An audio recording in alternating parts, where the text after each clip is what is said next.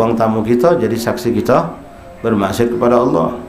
Apalagi masalah kita demen awak putu Habib, putu kiai, putu ulama di ruang tamu, tapi di ruang tamu itu kita bermaksiat. Astahi Allah, malulah kita sama Allah. Fala karahatan fi, kalau yang seperti itu tidak makruh, bal huwa mustahab, bahkan itu suatu yang terpuji.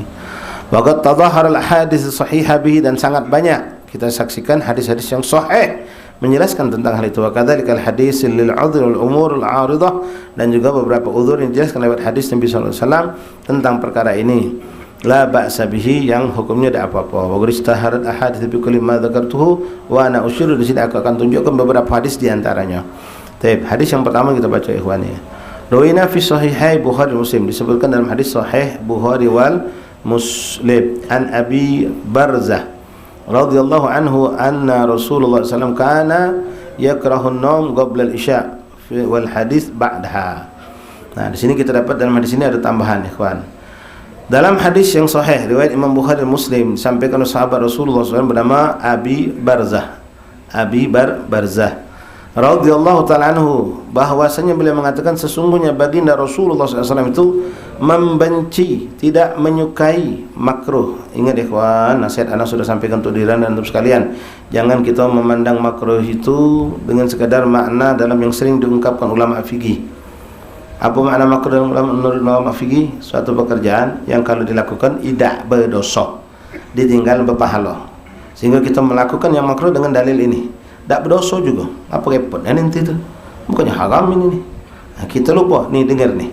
Ya, karena Rasulullah SAW yakrah, membenci, tidak suka, tidak senang. Jadi yang makruh itu tidak disukai oleh Rasulullah.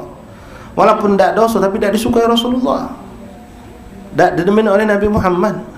Apa kita nak berdalih, masih kita nak melakukannya? Tidaklah makruh itu kita lakukan hewan, kecuali dalam keadaan kepepet barangkali. Kepepet, tak pacak lagi, nak hindarinya, ya terpaksa kita lakukan yang makruh itu. Begitupun yang sunnah. Jangan kita cuma memandang sunnah dalam makna suatu pekerjaan yang kalau dilakukan berpahala, tak dilakukan tak berdosa. Repotnya, tak berdosa juga. Sunnah ni bukan wajib. Kau lakukan sunnah, Nabi gembira, Nabi senang, Nabi bakal cinta sama kau. Bahkan Allah akan cinta kepada kau. Jangan dianggap sepele perkara ini. Masalah sunnah dan makruh. Ya, hati-hati kalau orang suka menyepelekan itu. La ilaha illallah. Nah, di sini beliau jelaskan kana yakrahun naum qabla al-isya. Nabi Muhammad membenci atau tidak suka makruh tidur sebelum isya.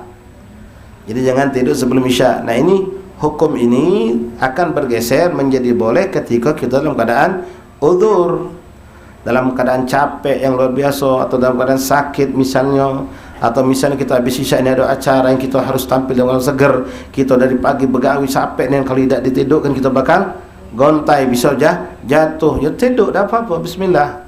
Seperti juga larangan tidur badal asar, yang tak boleh itu kontinu, sengaja digawe ke setiap sore tidur habis asar, setiap habis asar, jangan. Tapi ketika dalam keadaan kita memang keadaan capek, letih, sakit, atau apa yang kita harus istirahat di waktu badal asar, bismillah, tak apa-apa, tidur tak apa-apa, nikmati sehingga maghrib kita segar untuk ibadah sampai malam. Daripada kita paksakan untuk tidak tidur, lalu maghrib kita malah gontai, isya kita terkapar, justru mudarat. Tentu bukan setiap hari, bukan sering. Yang namanya darurat itu tidak datang setiap hari, tidak datang sering ikhwan, yang namanya darurat. Nah, Rasulullah melarang kita untuk tidur ba'dal maghrib, antara maghrib dan isya, karena waktu itu waktu yang sangat indah untuk digunakan beribadah kepada Allah. Bainal isya'in, waktu yang mustajab doa, waktu yang sangat digunakan untuk mendekatkan diri kita kepada Allah Subhanahu wa ta'ala. Jangan kita lalaikan. Nah, kalau tidur jangan, ya, kecuali tadi dalam keadaan darurat, dalam keadaan yang memang kita tidak bisa hindari.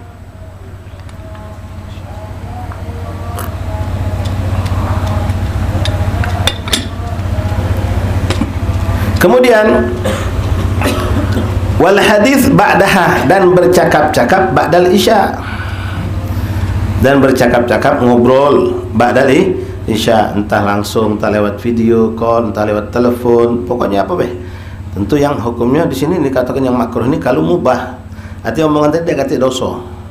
Nah, kalau kita bisa hindari. Kalau tidak bisa dihindari, suatu yang memang darurat untuk kita bicarakan, ya hukumnya tidak lagi mubah, jadi suatu yang mungkin darurat penting. Jadi bercakap-cakap badal isya untuk suatu perihal yang kalau digawekan tidak berdosa, tak digawekan juga tak berdosa, maka hukumnya hindari. Karena itu makruh, Nabi kurang menyukai. Alhamdulillah, ikhwan rahimakumullah, insyaallah mungkin sadar tak sadar banyak di antara kita mungkin tidak melakukan ini. Ya. Yang maghrib majlis, habis maghrib nyambung badal isya, maghrib majlis, habis majlis balik ke rumah, sampai ke rumah pokoknya istirahat tidur, tidak ngobrol. Paling ngobrol sama anak bininya, sama bininya barangkali nanya perihal budak, mana budak tidur sehat kalau makan sudah kalau bla bla bla. Itu hal yang mungkin suatu yang memang darurat kita tanyakan. Tak mungkin kita balik ke mas ngedeman sama bini kita. Ya, tak nanya apa khabar, mana keadaan budak, mana apa dak. Langsung tidur, cak robot tidur. Esok dah bukanya pintu kan.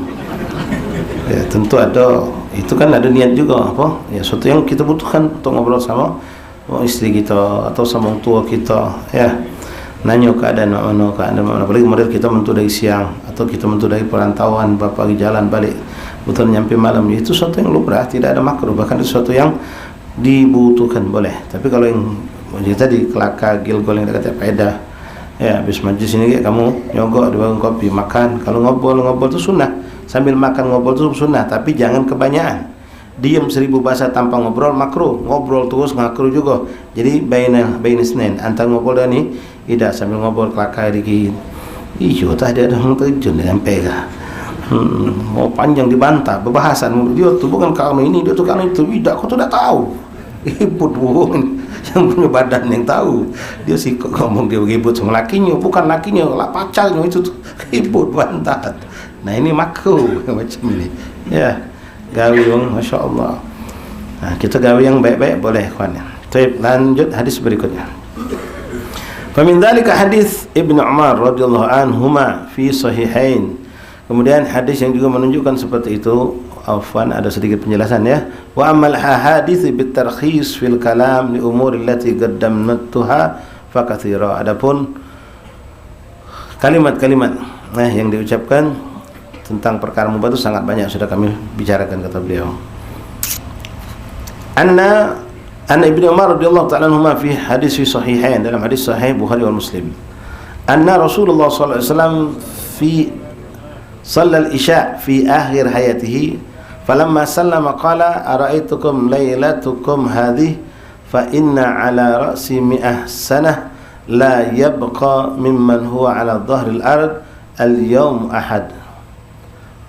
Di sini menunjukkan hadis ini bolehnya ngomong setelah isya dengan perkara yang bukan sifatnya zikir ataupun wirid atau doa, tapi tentang kabar berita. Karena Rasulullah pernah mengucapkan itu. Dalam hadis riwayat Ibnu Umar radhiyallahu anhu, hadis sahih, anna Rasulullah sallallahu alaihi wasallam shalla al-isya,